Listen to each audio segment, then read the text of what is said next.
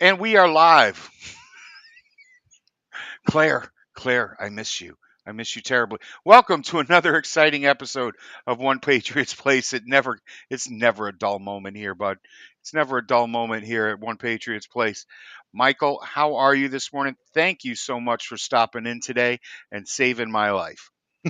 Well, I don't know about saving your life, and I kind of feel like that Game of Thrones meme that shuffled around the internet about 5 years ago, where one does not simply replace Claire Cooper. You don't just do that. No, It's just not something that you normally do. We miss Claire definitely, without any question, but we do. it's great to be on the airwaves with you. I kind of see what you're getting at when you come into Locked On Patriots, where you say, "I'm just showing up." I kind of like just showing up. I got to say, it's pretty fun. Don't have to map out anything, don't have to do anything. Yeah. Just show up and be a pretty face. That's it. Well, that's not an easy task for me, but you know what? I'll just show up and be a face. How's that? Yeah. I mean, I told Claire that about 2 years ago, and she told me to go to hell, and it was true, because I cannot tell Murph to go to hell. I just I'm can't do it. It's just not in my DNA. I can't do it. Can't How do it, you doing Sally. today, buddy? How'd you manage last night with the thunderstorms? Did you guys get it over there? Yeah, we got a little bit. We got a little bit of a downpour. It's supposed to continue now throughout the next, I guess, 4 days or so. But the weekend's looking good right now. Forecast looking good. Maybe maybe a trek up to Gillette, to do a little surveying of some of the new construction that's gone on over there. Check out the new lighthouse. Get a Yeah, little bit of a bird's eye view before we get into training camp at the end of the month. But right. not all kidding aside, definitely enjoying the time right now between mini camp and training camp, and just gearing up for what's going to be a great season in New England. Right. Have you seen the new I don't want to say it's scoreboard, the new video board that's covering what is it, the south end of the field? Yeah, I've seen it. I haven't seen it in action yet, so I haven't Hmm. seen it actually turned on or seen it in a working capacity. But It's it's amazing. impressive. It is absolutely It is impressive. amazing, man. I talked to people who were up at the Taylor Swift concert. Do not Yeah, judge people. Do not judge. Don't judge no, people. no judging here. Um, no judgment here. And said that the sound was unbelievable. Just the crowd noise that is now kept in the stadium is 10 times what it ever was. and Mm. and I'm looking forward to hearing that because there's been some pretty loud evenings there in Gillette over the years, and I'm not sure that this is going to make up for Tom Brady, but when he comes running out of that tunnel for his special day, it's going to be something else. I can't wait to hear that crowd reverberate that day. Michael, lots going on in the past couple of days. You and I got together and we talked yesterday, and this is the story that won't go away. Hopkins has not signed anywhere. I have not heard about a trip to any other team before. I mean, after his stop here in New England. What do you consider um, his tact? Is he just waiting it out right now? Are the Patriots playing a waiting game, or is everybody just in a holding pattern until we see what happens in training camp? Yeah, I mean, I don't want to sit there and make this into some sort of salacious storyline like, oh, they're playing a game of chicken with DeAndre, and whoever blinks first is going to be the one that loses out. I don't think it's quite that sinister. I think DeAndre came into New England. I think he came into Tennessee with a plan, and that plan was to take a look at these organizations, see if there's a potential fit logistically and emotionally. And I think that when he left both places, he could see himself playing in Tennessee, could see himself playing in New England. So I think he feels like these visits went very well. But at the same time, I think it was all a part of his plan not to leave either place by signing a contract. You give up your leverage that way. And I don't think that's what DeAndre wanted to do. He Right. understands that there may be a team right now, dare I say, and I'm sorry to say it, but in a little bit better position to contend immediately that may have a roster spot open up, and then you can make an informed decision about where you'd like to go. And I think that's where he's at right now. I think that's what DeAndre is looking to do. And I think he's essentially trying to keep his options open for a team like the Patriots or even a team like the Titans that have already had their visits. They know how the visit went. All I can tell you is I've heard nothing but positives coming back from the Patriots Right. organization on that meeting, whether it be players, whether it be front office, whether it be anyone connected. Everybody feels that that meeting went very well. There's a quiet confidence that the Patriots put their best foot forward in this endeavor. So if in fact DeAndre does sign here, it'll be because the Patriots brass was able to wow him enough and convince him enough. This is the spot where you need to be in order to continue your career and maybe even chase a chip. And you know, Bill Belichick is someone that's going to be very heavily involved in that. There is an awful lot of goodwill built up between these two sides. DeAndre loves Bill, same thing in return. If they can come to a happy medium and an agreement, yeah, it wouldn't surprise me to see DeAndre sign here. So I'm a little more optimistic than I am pessimistic that this gets done, but I do caution everyone to know that this is not a done deal yet. And there may be a team that pops up here in the coming weeks as we inch closer to training camp. But so far, you're right. It's a two-horse race between the Tennessee Titans and the New England Patriots. It really is. There was talk about Buffalo. There's talk about Mm, Kansas City, and personally, I think if they're within $1 million or $2 million, he's gonna take the better chance to get that ring. I've kind of mm, flipped my, call me a flip flop if you want, but the chance to get that ring on a 1 year deal. I do believe it's going to be a short deal. I don't think it's going to be a yeah. 3 or 4 year deal. Mhm, This is probably going to be a 1 year deal. But Kansas City and Buffalo, two teams that were also, in the mix, in the talk over the past few months when mhm, it comes to DeAndre Hopkins, have gone out and spent some of their cap money on different little prizes there for their quarterback. What do you think that they're still involved? How deep do you think that they could get into this? It depends. Do I think they're still involved? I think they're always lurking in the background. I mean, let's face it, these are the two teams, save for the Cincinnati Bengals, that are being chased the most right now in the AFC. And, the New England Patriots were in that position for 2 decades. Yeah. Anytime you want to drive up the price on your rival or put a little pressure on your rival, you mention the New England Patriots. They might be interested. Oh, we can't have the Patriots interested. We've got to hop on this. We've got to get the deal done before this happens, before he goes to New England. It's the old tactic that used to be used in Major League Baseball, Murph. We saw it for years up here. Anytime you want to drive up the price, you just mention that team down in the Bronx, and Yep. all of a sudden, yeah, that price is going to rise. So from that perspective, yeah, I think the Chiefs and the Bills are always going to be involved in these talks. Now, are they heavily involved in negotiations? Not from what I've heard. I haven't heard that there's anything progressing any further with D Hop than maybe just casual interest at this point. But at this point, you have to wonder, and I think it begs the question about which side needs the other more. I mean, do you look at DeAndre Hopkins and say, okay, well, he needs to go to a contender in order to continue his legacy because he wants to chase a ring? Or is DeAndre Hopkins that one step, that one player away that the Bills need from being over the top or the Chiefs need from being over the top? I mean, and it's tough to talk about the defending champions as being over the top, but there are a lot of teams chasing them right now. The bullseye is now on the Chiefs' back as it was for the Patriots for so many years. So that to me is going to be the deciding factor. That could be more of a game of chicken than right now DeAndre kind of negotiating with the Patriots or the Titans. It's going to Right. be, is it going to be the Chiefs or the Bills that's going to up the ante and come in and maybe steal DeAndre from any of these teams? And it's going to depend on what DeAndre wants most. If he wants a contract, but he wants a ring and he's willing maybe to take a little bit less to go to a place like Buffalo or Kansas City, it's going to be tough to compete with that.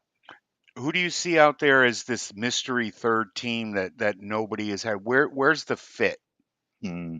It's tough. It's tough to say. I mean, you can always consider Pittsburgh lurking in the background. I Yep. haven't heard anything about their involvement, but it wouldn't surprise me if it came out that that is one player, one team that always keeps an eye on players that are popping up. From what I've heard, the Baltimore Ravens have backed off a little bit. I think they look at their receiver core and they look at their room. They've got some great players, that are going to be suiting up for Lamar Jackson this year and Odell Beckham Jr. Still got Devin Duvernay in that mix. The Zay Flowers that they've brought in. So that's going to be a tough receiving core. You add DeAndre to that mix, all of a sudden that's going to be lethal, but you got to wonder where they're going to position him in or what type of role he's going to be willing to accept. But at the same time, um, you also have to consider the Jets a possibility. And I know that the Jets have, Garrett Williams and, Alan Lazard, it's, a guy brought in over the break here, but you don't bring in a guy like Aaron Rodgers to tread water. You go all in. And if the Jets are going all in, you might have some smoke, some fire to that smoke there. So those are the teams I'm watching. But if I'm the Patriots or the Titans, I'm worried about the Bills or I'm worried about the Chiefs throwing their hat into the ring here. Because to me, those are the only two teams that I think would trump an offer from either one of them, especially the Patriots. Yeah, Chris has a really good question here. Do the Chiefs or the Bills need D Hop, or do you think D Hop needs the Chiefs or the Bills most? Mhm. I'll answer that first. My show. I'm going to do it. Um, I think with everything that's going on up there in Buffalo, the Mhm. the Bills might need him more than he needs the Bills. That's a good And point. but on the Chiefs, I don't. I believe that he needs the Chiefs more than the Chiefs need him. I mean, last year went to prove that Patty Mahomes can really get it done with lesser talent. Okay, it kills me to say it, and believe me, folks, I don't really have anything against Pat Mahomes. It's the Kansas City fan base and his mother that and his wife that really tick me off. I have never in my life said that Patty Mahomes sucked or was a terrible quarterback. It's just he's not in the conversation yet. What the hell was I talking about? But no, he has shown that he doesn't need that elite talent, and I'm sorry, Travis Kelsey is not elite talent. He's just not. I will go to my grave on that one. When I cut keys for Kansas City, he is the last thing that I ever worry about. It's everything else that's going on there. Just put somebody on him. Just hit him at the line, Mhm. and he's done. It's over. It's it. Michael, what do you think? Complete agreement with you. I think in terms of teams, Buffalo needs DeAndre Hopkins more than DeAndre Hopkins needs Buffalo, especially with the Stephon Diggs stuff going on Right. right now. You don't know how much of that is smoke, how much of it is fire, and whether or not that could filter into the season. I mean, we've seen storylines fester into seasons, and even teams like the New England Patriots that are so good at being able to cover that stuff up. Sometimes it just rears its ugly head, and we saw that last year Yep. throughout the entire season. There was a lot of discontent on that team, and it does permeate, and there's no question about it. But on the same side, I also believe you with the Chiefs. I mean, they're the defending Super Bowl champions. You can make the argument they don't need anybody, Right. but they do have, a young core, but they do have a good amount of solid veterans. Kelsey is still a top line receiver. I don't consider him a top line tight Not. end, but a top line receiver in terms of what he's able to bring to the table. And, there are talented players on that squad that I know Patrick Mahomes can utilize to his advantage. So it's not life and death for them to sign DeAndre Hopkins. I don't think it's life and death for Buffalo to sign him either. But at the same time, I think Buffalo would be a little happier to see DeAndre walk through the door. Not only that, but I mean, you're also keeping him away from a division rival as well. So that would be a feather in their cap. But your guess is as good as mine as to where he ends up at this point. Only DeAndre right now, I think, really knows for sure. I know we kind of got steered into this, and it wasn't really in the breakdown that I sent you. But what do you think of all this drama happening up there with Diggs?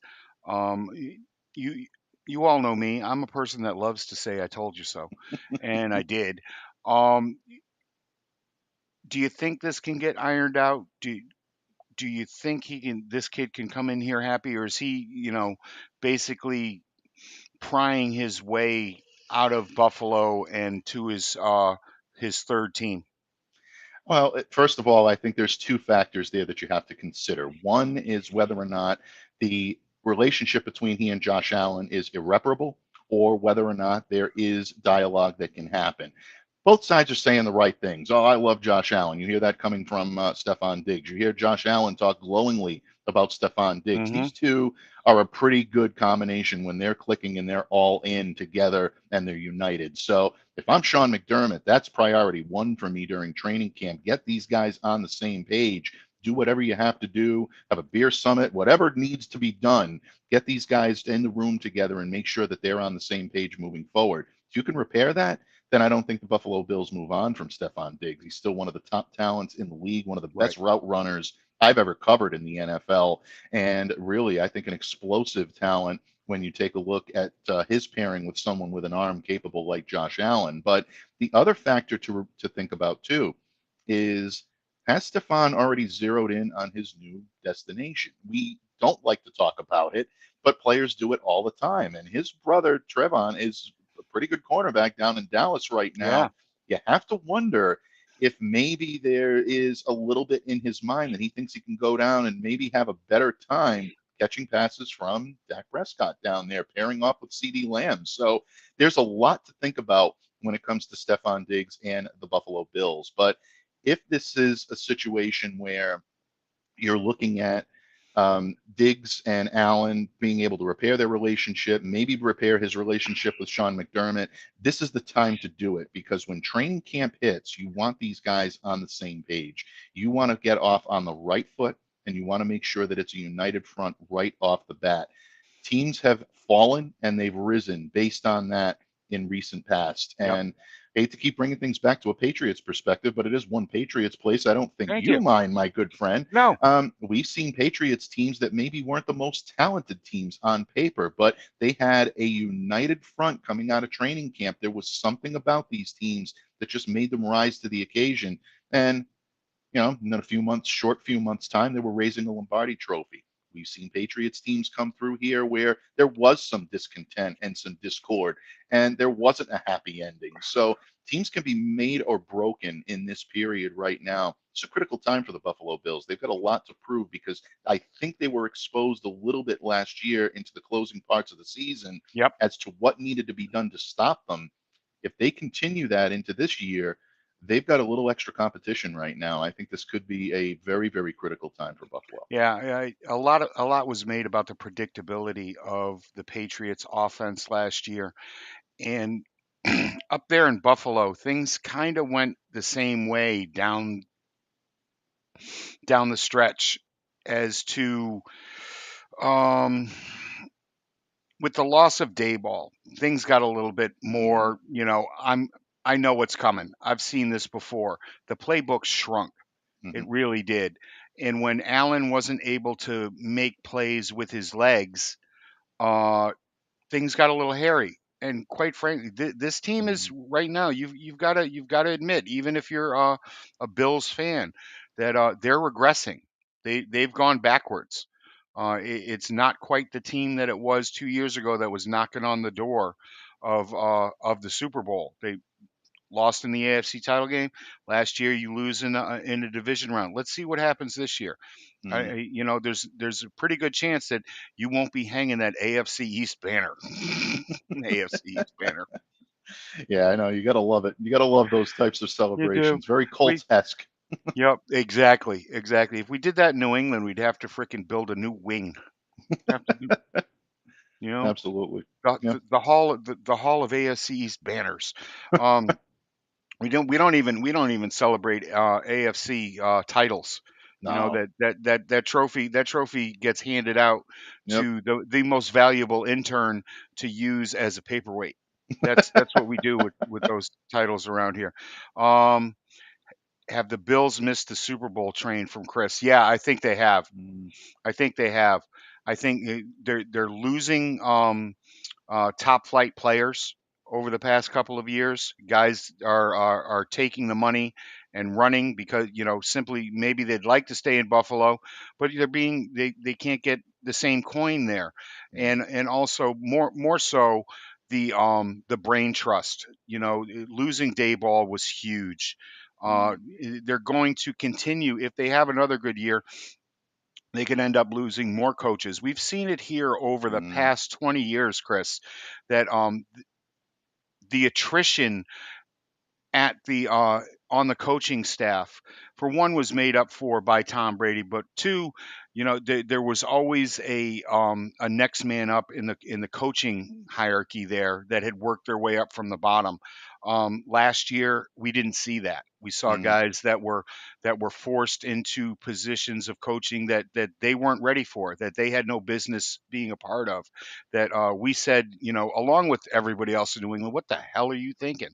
Um, and it finally caught up here in New England. And this year, I believe that Bill's righted the ship in hiring Adrian Clem and, of course, Bill O'Brien to come mm. in here and plug a few holes and actually be a voice in meeting rooms that are respected and listened to. Last year, that didn't happen. I'm telling Yeah. you right now, that didn't happen. When Brown is sitting there getting yelled at by Matt Patricia, he's like, what the hell are you talking about? I've been Mm, doing this for 30 years. mm. Since I was a 9-year old, 6 foot, 270 pound kid, and you're going to tell me how my footwork is wrong? No, I don't think so. But Adrian Clem is a man of respect. He's a man who's played the position. He's a man who's played in the league, Mm. and that's going to have Matt Patricia. I don't think Matt Patricia ever played flag football. But so that's that. Yeah, I think it's going downhill. Mm. The Super Bowl window is, I believe, closed. I don't see the Bills getting back there, and if they can get something for Dig, go get something right Mm. now, Yeah. and rebuild you before you end up closing the window on Josh Allen, who as as you know. Um, uh, that was insane. That pop up right there. As, as you know, is fleeting. I have never been a believer in Josh Allen. I think that the addition of Stefan Diggs has vaulted him into the top five. I'm not saying he's terrible. No, yeah, I'm saying he's terrible. I've never liked Josh Allen. I giggled my ass off when they selected him on draft day. The only person that I dislike more as a quarterback is Zach Wilson, and the Jets are going to end up having to go back to him by week 6. So yeah, there you go, Michael. What do you think? Have they I missed think the Super Bowl train?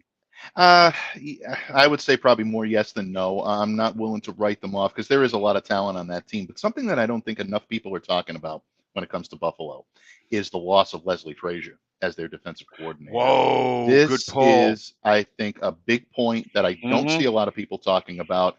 Leslie Frazier is a Bravo. tremendous defensive coordinator, maybe one of the best in the league right now.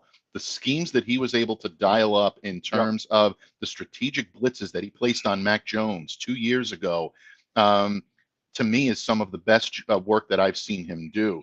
And this is stuff that he did routinely with a lot of different quarterbacks, confusing looks at the line of scrimmage, things of that nature that allowed him to be able to put his players in place to make plays on the ball. That's what a good defensive coordinator does.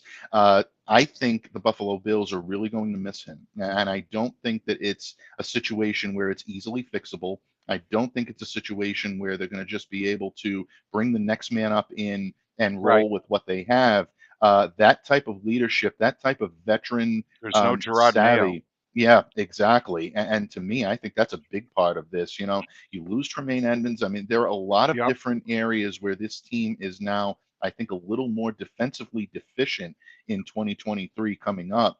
And to me, that's going to be, I think, a bigger factor than what this team can do offensively because there's still a lot of weapons on this club. I mean, Gabe Davis is still capable of getting out there and catching balls in the back, in complement to Stefan Diggs in terms of the backfield. Now you got Damian Harris running out there, and he can be, a back that can carry an awful lot.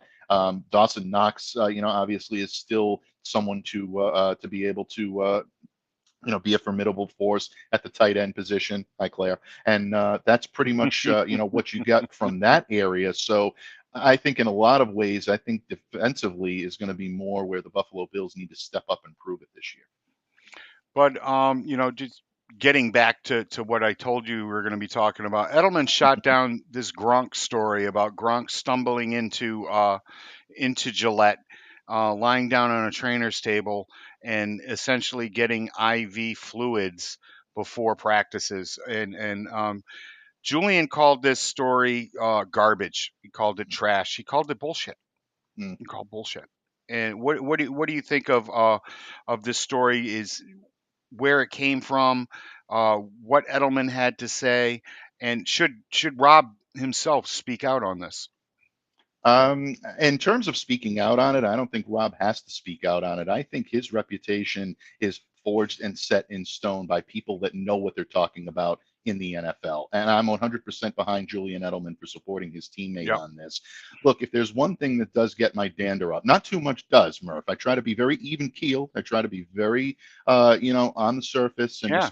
Mike respectful of keeps his all dander in opinions. check. He That's does. it. He's I always kept definitely it try in. to do I'm the that. one that loses it.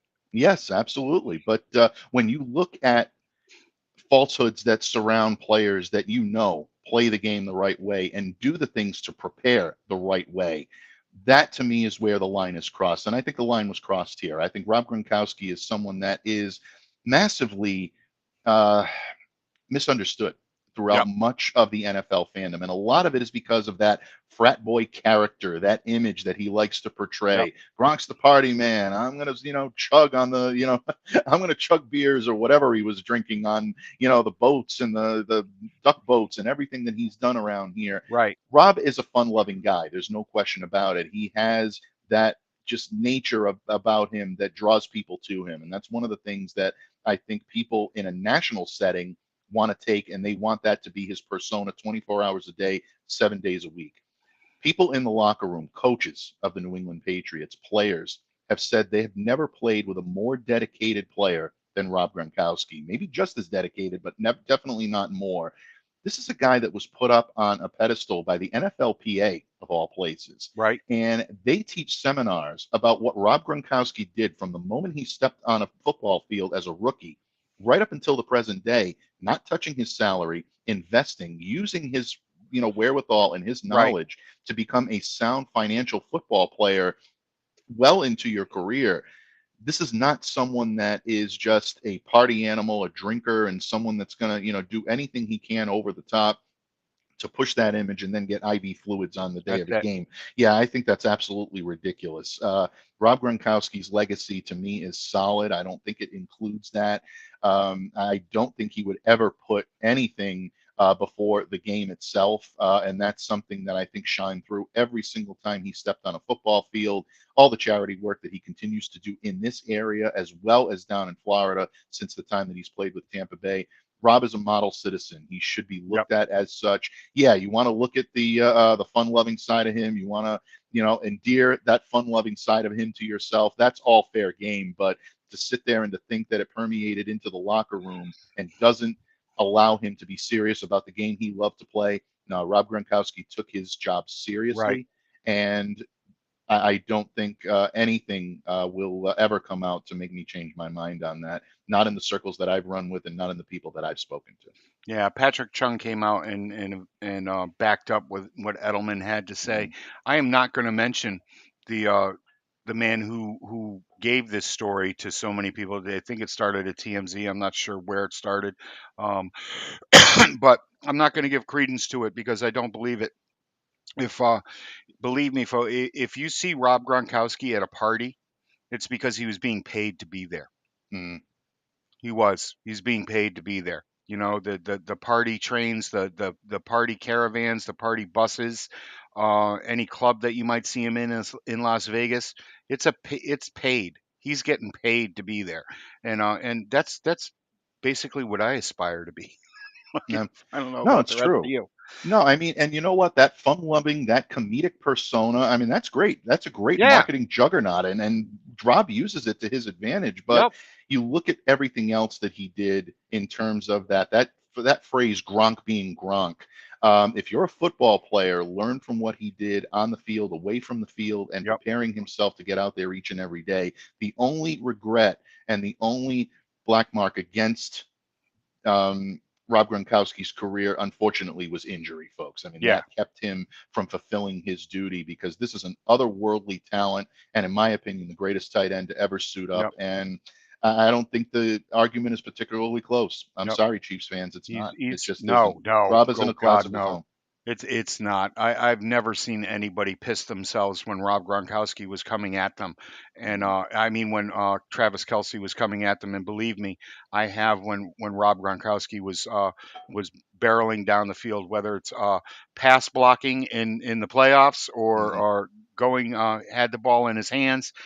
He's the most amazing thing I have ever seen on a football field, and quite frankly, after Tom Brady, and this is coming from a lineman, Rob Gronkowski would be my top pick in in my own personal draft. I've Mhm. got a little, oh God, where is it? In 2011, Rob Gronkowski was rated the number 5 blocker by PFF Wow. in the league. Mhm. That of all For a linemen tight end, yeah. for a And tight you're end. talking a tight end, yeah. Okay. It's remarkable. All right. I've never seen Travis Kelsey throw anything but a hissy fit, never mind a block. So yeah, it's over. It's done with. Let's just forget about it. With the AFC so stacked in talent, and the only Super Bowl place up for grab, only one Super Bowl place up for grabs, with head coaches going to be under the most pressure to get that spot. Hmm. That's a My, that's a really really good question. that's a very good question, Chris. Awesome, You awesome know, question. Um, well, you want me to take this one first, Yeah, bud? go ahead, man. Yep. um, it's tough to say that Bill Belichick is under pressure at all, considering what you have to work with when it comes to his resume, when it comes to what he's done.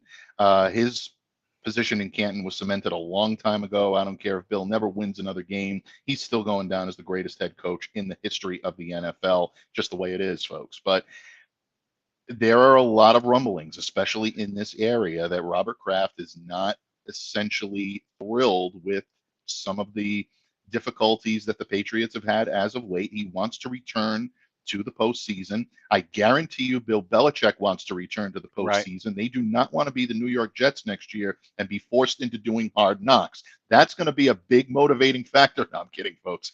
But seriously, I don't think Bill wants any part of that show. So, I mean, they're going to be motivated to try to get back to the playoffs this year. And look, there is a certain aura that comes with the New England Patriots, a Yep. playoff mystique that really, I think, has been eroded a little bit in these last 2 or 3 years. Even though the Patriots did make a playoff run in 2021, they went out pretty quickly, and most people are not looking at that as them as a team that you have to fear any longer. I think the Patriots are going to try to return to some of that football this year. Unpredictable, very versatile, and I think in a lot of ways they're trying to build a team that's going to allow them to do that, both on offense and especially on defense. You saw Matthew Judon talk about this team and talk about defensive unicorns. Talked a lot about that on Locked On Patriots the last couple of weeks because it truly is chameleons that can come in and play different roles on this defense, and you really don't know where these guys are going to align. Right. Jabril Peppers said a couple of weeks ago that one of the good things about having Devin McCourty no longer on the team, and really it was almost blasphemous when I first Right. read the Right. quote and I I hit the heard it. floor. I was like, one of the good things about not having Devin here, I was like, what? And then all of a sudden, you look at what his reasoning Hmm. was, is that Devin was so locked into his role, everybody knew what he was going to do. He was Yep. so good at it. And I don't know if there will be another safety to come through these doors that did what Devin McCourty did each and every No. day. Never. But it also forces teams now to wonder who's going to align at the three because you've got Adrian Phillips that can do it. Yep. You've got Kyle can step in, meaning Kyle Duggar to do a little bit of a Yep. role, or you could have Jalen Mills pop back down and play a little free safety as well. Right. All these guys can do it at a high level. On the offensive side of the board, you've got guys like Ty Montgomery who can play a hybrid running back, wide receiver. Right. Kendrick Bourne, I think, is going to be involved a lot more this year. Mike Gesicki is a glorified wide receiver, but he can play the tight end. How much better does he make Hunter Henry? You know, Right. I think in a lot of these respects, that's what the Patriots are building. So when I look at pressure, to answer your question, Chris, I do look at Bill Belichick under a lot of pressure, but I think he's building a team that's going to allow him to take that pressure off. Throughout the AFC East, there are a lot of pressure on a lot of different coaches. Sean McDermott, you mentioned before, Murph, about his Yep. Super Bowl window closing.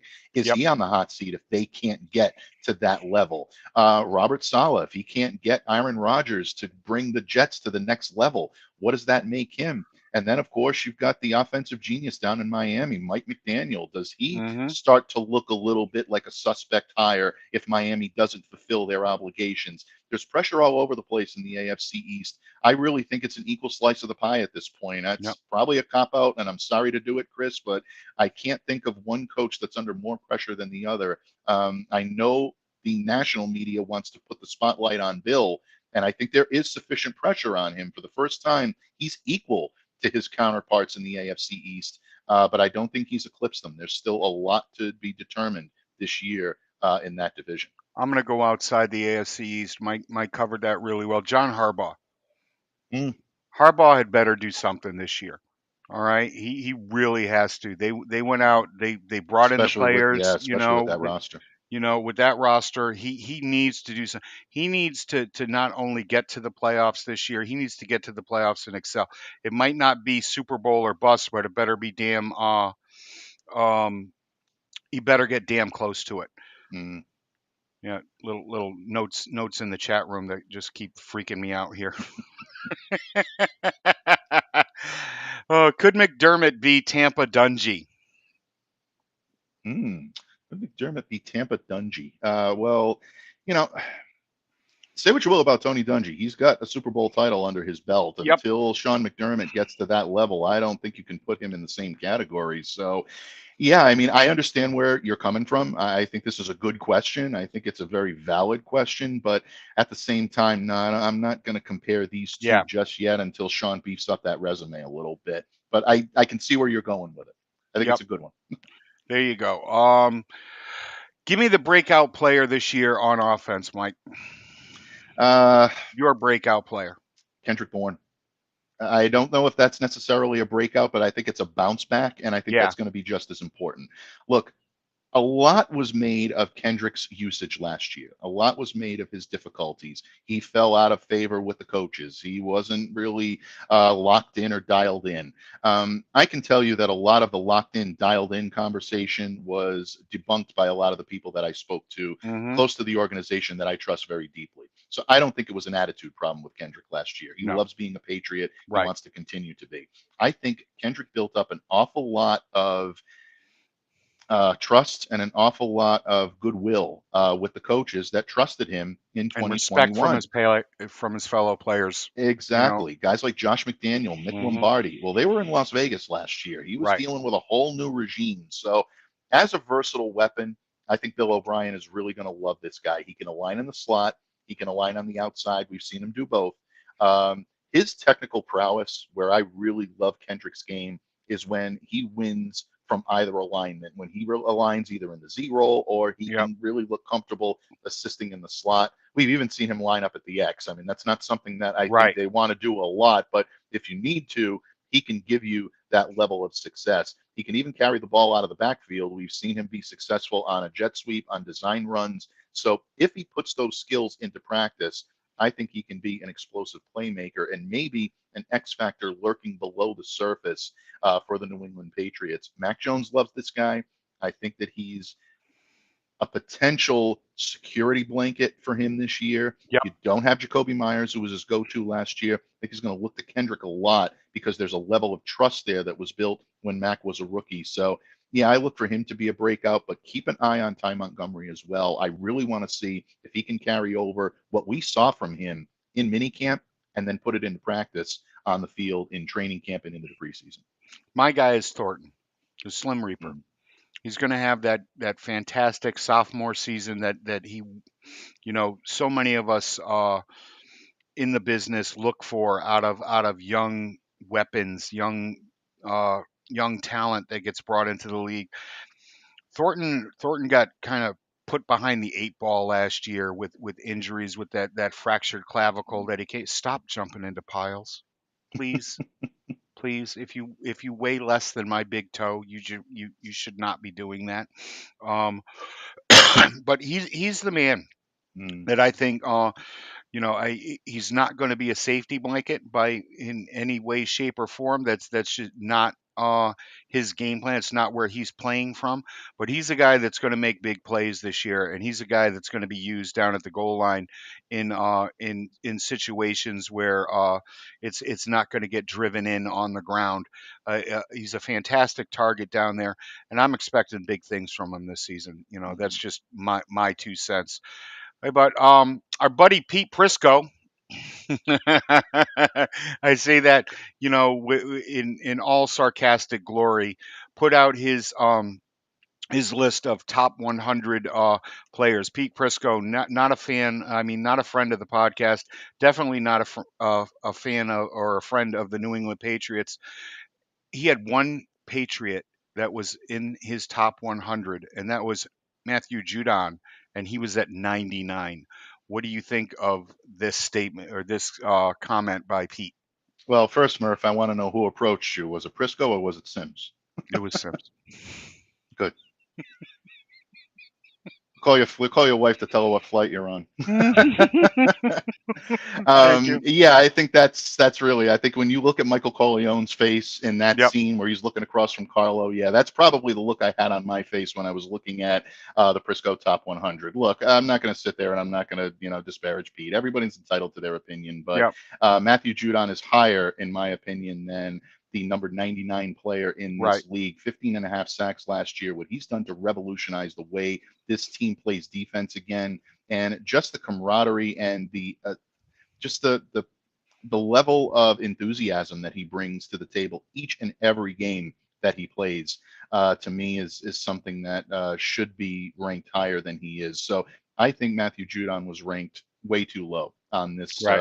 on this level, and for that reason, I believe that the Patriots deserve better. But I also believe that the Patriots deserve more players Right. on this top 100. There goes my follow up question. Yeah, go ahead. I really, really am disheartened by the lack of attention that Kyle Duggar gets on a Yeah. national level. This kid is not only someone that understands the game of football, he understands the way the Patriots play this game of football. I'm going to steal a line from my good friend here on the other side of the screen right now. The Encyclopedia Britannica is not an easy book to read. I don't care if you're on offense or I don't care if you're on defense. But Right. Kyle Duggar came in here from Division II Lenore Rhine with an understanding of that basically from the day he stepped on the Right. field. It really is remarkable. And you want to talk about um, traffic directors back there in the Patriots defensive backfield this year. Devin McCourty did it as well as anyone. Kyle Duggar is going to be that guy this year, Right. folks. I really do believe that. Even if he does play the strong, continues to play in the box, he's still capable of telling people where they need to be and how they need to be aligned because of his understanding. One of the biggest offseason priorities for the Patriots is going to have to be ironing out the Kyle Duggar situation. And Right. Murph, you said this the other day on Locked On Patriots. There are GMs right now that are wringing their Wringing hands, their just hands. waiting for this guy to hit the open market. uh, I don't think he doesn't hit the open market. As much as I hate to admit Right. that, I I think got he I got will be dragged. there. I got But dragged in the comments after that. How could yeah, you not say that they're going to sign Kyle Duggar? But folks, it's not the fact that they don't want to. oh, they It's the would in a fact that second. they They would want do him it in a back. second. They Yeah. would do it in a second, but they don't want to overpay by $5 or $6 million a year. And and I wouldn't consider it overpaying. It's just Mhm. the salary cap. Go out. This is what the Patriots do. They've done it with so many. They did it with Hightower. They did it with Edelman. They did it with Wyman. They did it with Mayo. Go out there, see what happens, and then come back and we'll work something out. I think that's their plan. But no, thank you very much for quoting me there. I really love when I get quoted. Claire never quotes me. Claire never quotes me. Um, but that's just business as usual. But just circling back, Mm, for the 13th consecutive year, the NFL polled its players around the league, who they believe are the best 100 in football. The league doesn't show these results until August or September, mhm, and just to keep with the 365-day NFL year. But this year they published four ballots, four um, of well, partial ballots, and two of them, Judon was in the top 10. One of them, he was in the top five. I think it was Dakota Randall over mhm, at Nesson that mhm. first talked about this a few months ago, and I can't see Prisco putting him at 99. Yeah, It's personal. It's really personal. And like you said, there are people on this not on this list that definitely should be. Mike mhm. Onwenu should definitely be on this list. I think That's a big omission without it, right there. without a doubt, without a doubt. I believe that there are others on that Mm, should be here. Devin Godchow is or Christian Barmore. I think Christian mhm, Barmore is one of the top five defensive tackles in this league right mhm, now. Maybe top 10. How can you keep somebody off a top 100 list when they're top five at their position? mm. Ramondre Stevenson. Yeah, I mean, Ramondre. Ramondre Stevenson single-handedly kept this offense in check at times last year when the Yep. disconnect between Mac Jones and his coaches were so palpable that you Hmm. really couldn't move the football. Ramondre was the guy that really brought it to the surface. And to me, to leave him off of a top 100 list is just, I think, very short-sighted. And maybe, I don't know, maybe due diligence wasn't A little done, rude. like you said. Yeah, but in my opinion, I think Ramondre Stevenson deserved a spot on this list because of what he did. I will say this. Ramondre's coming in with a lot of purpose this year. You can hear it in the way he conducts himself during Hmm. interviews. He's very focused. He's very much in command of his talent, and he knows what he can do, and he's ready to show it this year. If he's not on this list now, I don't think Ramondre is going to leave any um, I don't think he's going to leave anything to the imagination here. I think he's really going to be ready to show what he's capable of Right. and make sure that he's not left off these lists in subsequent years. Right. So And maybe it's a good thing, unfortunately, Murph. unfortunately, we couldn't call him a breakout candidate because he's already broken out. Hmm, It really has. absolutely. And Yeah. when you're a guy like Pete Prisco and you omit a talent like this, it's really unbelievable because I think he's one of the top five backs in the league. Yeah. Chris has another good question. What would what would you do with Trent Brown? Change his position, pay him more, cut him. Ooh. It's tough for me to ever say that cutting Trent Brown would be a good idea. It's what he brings to the table to me is so much more valuable than what you'd be gaining by cap savings. And I know there are arguments to be made that the cap savings that he would bring to you is going to be beneficial for the team. But look, you need someone at that level that's going to be able to play at a high level for a good period of time and keep Mac Jones clean, keep him healthy in the pocket. Trent Brown is the guy that can do that. And I always go back to Dante Scarnecchia, who I've always Keep him said, upright and if his you need, pants yeah, white.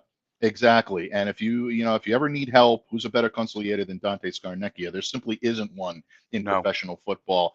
He said that one of the Patriots' offseason priorities, or one of their big priorities heading into training camp, is getting Trent Brown on the same page as Adrian Clem, as Bill O'Brien, as Bill Belichick, and making sure that he's very clear in what his assignment is. I think Trent became disenfranchised last year because he thought he was coming in to play the right, and then all of a sudden Isaiah Wynn's not really doing his job, Hmm. and they're like, "Okay, Trent, we need you to go back over to the left." He wasn't prepared to do that. I think he's coming in Wasn't this paid to year do that. exactly, and that's the other thing as well. If there does have to be a little bit of a contract adjustment, maybe a contract extension, um, these are things that the Patriots may need to weigh. I mean, they know Trent's capabilities, his physical capabilities on the field better than anyone. So they're not going to extend a player that they don't feel can be beneficial for them beyond this season. Right. But at the same time, there are ways, creative ways to manage the money to get him to maybe have a little extra motivation on the left side.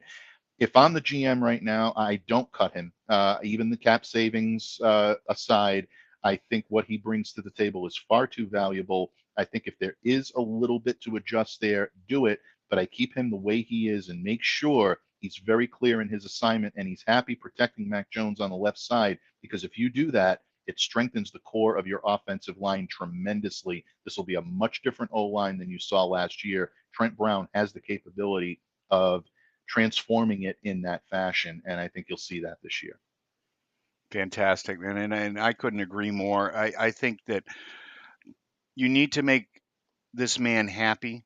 As I said before, he's being paid. He came back here to be a right tackle, and he ended up getting scooted over to the left. He's being paid like a right tackle and not a left tackle. Mm-hmm. I'm making him happy. I don't care what it takes. Like I said, you need Mac Jones to be comfortable there, and you need Trent Brown to be. Trent Brown is the man that's going to do that. All right. Um, whether it's some kind of incentive laden bump or a new contract with a sign. People keep talking about cutting him for cap savings. Mm-hmm. Who are you bringing in? Mm-hmm. Who's the next man up? Who's out there right now that you could bring in here and do the job, even the job that Trent Brown did last year? It's not out there. There are some depth guys out there, but no, for my money, keep Trent Brown happy. Make him, and the way to do that is to fill his pockets. Hey, bud, Kirk Herbstreit is 1,000% behind Mac Jones. Says that he's going to be a Pro Bowl player in the next couple of years. First of all, he's a Pro Bowl player already. He made the Mm-hmm. Pro Bowl as a rookie. But no, what did you think of Kurt? His assessment the other day? Did you hear it? Firstly, I did. I did. And I agree with him. I really do. And Kirk knows what he's talking about. yeah, he's not He's an one of idiot. those guys that studies these guys for a living. He's known these players from when they were in college, and he sees the capabilities that they bring to the field. And Murph, this is why you and I and a lot of other people fell in love with this pick when the Patriots made it, Yep. because Mac Jones is still the ideal steward of the way the Patriots like to play offense in their glory days, whether it's under Josh McDaniels or whether it's under Bill O'Brien. He's the type of quarterback that can lead his receivers under the defense, put it where only the receiver can get it, and allow them to get yards after the catch. You're going to see that a lot this year. We've seen it already in training camp. The one thing that I really love that Mac is doing is he's commanding his huddle. He's commanding his players. They're responding to him. He's also getting a lot more control at the line of scrimmage. And this Hmm. is what I think is the biggest important part of Mac Jones taking that step, making that next leap to where he needs to be. You didn't see it all that much in 2021. Mac was a rookie. Josh McDaniels doesn't want to put that kind of pressure on a rookie quarterback to, really kind of put him in a position to fail right off the bat. So I think Josh did a good job from the start to try to keep Mac in check. I still feel that maybe the training wheels were on too long when it came to him in his rookie season, but I see the argument there. Last year, because of the disconnect between he and Patricia and Judge, you didn't see it. There's not that disconnect this year. Bill O'Brien trusts him, and you wouldn't see Mac Jones having that control at the line of scrimmage if he didn't. So to me, this is where he's going to be able to see the field better, Hmm. improve his reads, identify when he needs to use his athleticism. Folks, Mac Jones can be an athletic quarterback. He's not going to be Lamar Jackson. He's not even going to be Patrick Mahomes. But what he can do is scramble from the pocket and utilize the RPO to his advantage. Take a look at what he did in Alabama, and you'll see what I mean right off the bat. Mark Schofield joined me on Locked On Patriots last Great week, show. and we talked about the Notre Dame game where he was able to identify the blitz. He was able to utilize his ability to roll out from the pocket and then be able to make the decision of whether or not he was going to throw the pass or whether or not he was going to take it himself and utilize his athleticism in that type of realm. You're going to see more of that from Mac Jones this year, and I think he's got the talent around him to suit what he does well. Juju Smith-Schuster is someone I don't think people are talking about enough. His ability to get yards after the catch is going to really dramatically increase Mac Jones's prowess. And Mike Gesicki, I think, is going to be a weapon for him in the end zone that we haven't seen him have yet. This could be a good year for Mac Jones without any question. And it begins with Bill O'Brien's confidence in him, but it really begins in Mac Jones's confidence in himself. He put in the time this offseason. I really wish the kid well because I do think he's going to be able to show everybody what he can really do this year. But in minicamp this year, I became enthralled with Marty Mepo. Is this kid going to come in and shake up the world? Is he somebody that the Patriots are going to depend on early and often this season, or am I just jumping the gun after seeing guys in shorts and shells? Probably a little bit of both, but I think Marte Mapo is the real deal, folks. If it's not right off the bat, day one, stepping on the field and being a difference maker, he's really not far off from being able to do that. This kid can align anywhere. We've seen him align at linebacker. I think that's going to be his primary duty for the New England Patriots. But you want to talk about aligning back in safety? He can play the free, he can play the box. We've even seen him play corner at times. Hmm. This is again one of those offensive one of those defensive unicorns that the Patriots employ, and Marte really can do any of these jobs equally well. He takes direction very well. Yep. One of the things that you notice on the field is when a coach talks to him, he's listening. He's in the moment. He's Right. absorbing everything that he's essentially bringing in from the Patriots brass. And they knew this coming in. I think he has the potential to be one of the draft steals in the third round, simply because I don't think a lot of people had a lot of eyes on him. But he's one of those guys like a Kyle Duggar a couple of years ago that the Patriots just loved when they saw what he could do on the field. I expect a similar arc for him this year in 2023, and he could be an impact player for the Patriots this season. Do you So, think do you think that there's any pressure on him, even being a third mm, round pick, and considering what we all thought, how we all thought the Patriots were going to attack this draft and go after an offensive lineman, and there were mm, several really good offensive tackles yeah, there were. still left on the board when Mapo was picked. Yeah, I think so. I think inherently, anytime you're picked in the first 3 rounds, there's pressure on you coming in. You're expected to be an impact player for this team in short order. Now, obviously, a first round pick like Christian Gonzalez is expected to come in Right, and be an impact player day one. That's a whole new level of pressure. But second and third rounders, I include third rounders in that. Yeah, there is, especially when Patriots had multiple needs at multiple positions. right.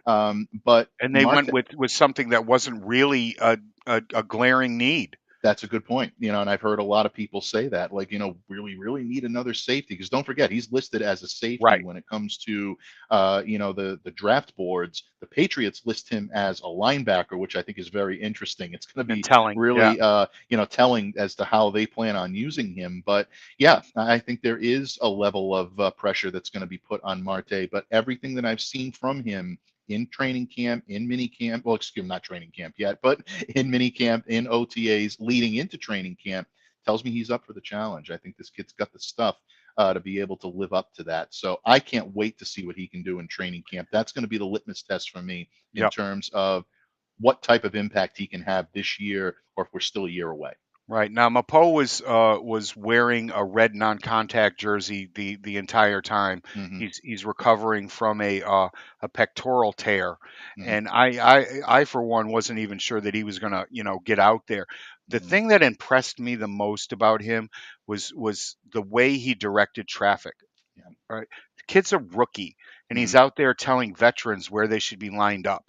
Hmm. And he did it right. And the vet just nodded his head, or the other rookie just nodded his head and Hmm. said, "You're right," and Hmm. moved. And this kid has an IQ that is borderline genius from what I'm hearing and what Yeah. I'm reading from other people. And I can't wait to see him healthy. I Hmm. really can't. It's going to be something special. I've said on more than one occasion that when I went back and watched film of this young man, I found myself closing my eyes and just listening to him play football.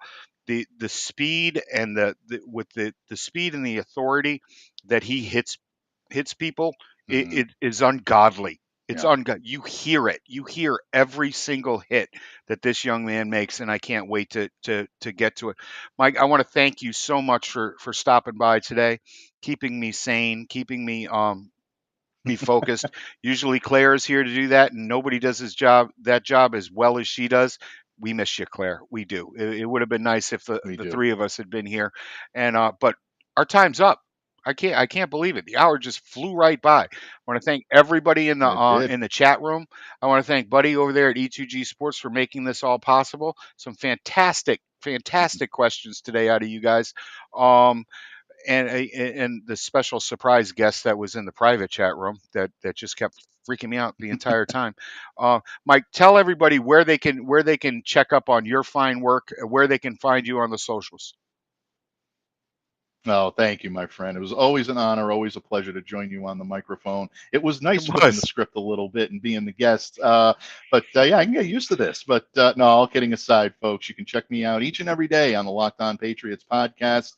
You can definitely see a familiar face, several familiar faces each and every week because both Murph, Claire, and even our good friend, the resident voice of There reason, you Steve go. Balestrieri, making some appearances. It's always a lot of fun when these two sides collaborate.